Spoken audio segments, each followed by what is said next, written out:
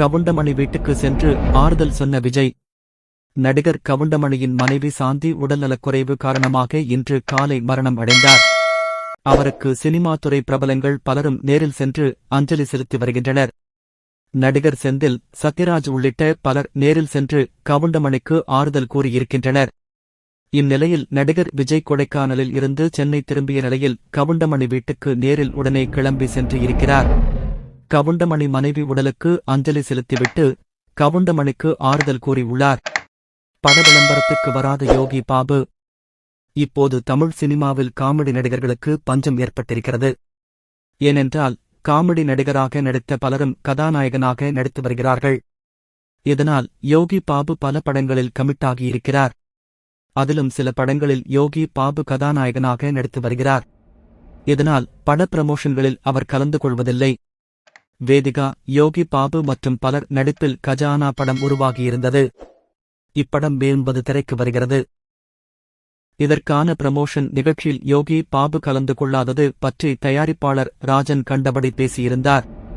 அதாவது பணம் கொடுத்தால்தான் யோகி பாபு பிரமோஷனில் கலந்து கொள்வார், நீ நடிகனாக இருக்கவே தகுதி இல்லை என்று கூறியிருந்தார். இது மிகப்பெரிய சர்ச்சையாக வெடித்தது. இப்போது யோகி பாபு பத்திரிகையாளர்களிடம் பேசிய நிலையில் என்னை பற்றி தவறான தகவல்கள் தொடர்ந்து வந்து கொண்டிருக்கிறது. அது தனக்கு மிகுந்த மனவேதனையை ஏற்படுத்தியிருக்கிறது. நான் என் படத்தின் புரோமோஷன் மற்றும் ஆடியோ வெளியீட்டு விழாக்களில் கலந்து கொள்ளவில்லை என்றால் நிறைய படங்களில் பிஸியாக இருக்கிறேன். நான் இதில் கலந்து கொண்டால் அந்த பட தயாரிப்பாளர்கள் நஷ்டத்தை சந்திப்பார்கள். அதனால்தான் கலந்து கொள்ளவில்லை என்று விளக்கம் அளித்திருக்கிறார்.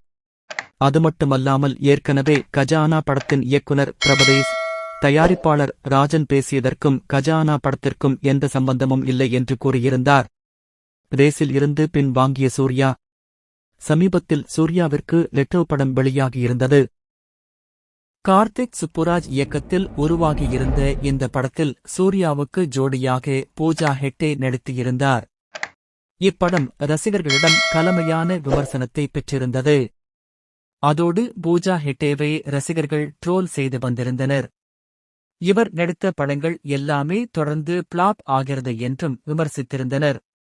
இதனால் சூர்யாவுக்கு இந்த படமும் சறுக்களை தான் கொடுத்திருக்கிறது.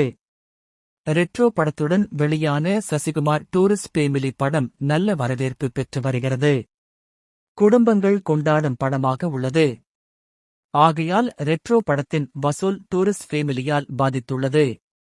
இந்த சூழலில் சூர்யாவின் 45வது படத்தை ஆர்.ஜே. பாலாஜி இயக்குகிறார். இந்த படம் தீபாவளிக்கு வெளியாகும் என கூறப்பட்டது. ஆனால் இப்போது மாரி செல்வராஜ், துருவ் விக்ரம் கூட்டணியில் உருவான பைசன் தீபாவளிக்கு வெளியாகிறது. ஆகையால் சூர்யாவின் 45வது படம் தீபாவளி ரேஸிலிருந்து பின்வாங்கியிருக்கிறது. ஏற்கனவே டூரிஸ்ட் ஃபேமிலியால் ரெட்ரோ வசூல் குறைந்திருக்கும் நிலையில் மாரி செல்வராஜ் படத்தால் இந்த படத்திற்கு ஆபத்து ஏற்படும் என இவ்வாறு முடிவு எடுத்துள்ளனர். அதோடு சர்தார் 2 படமும் தீபாவளிக்கு வெளியாகும்.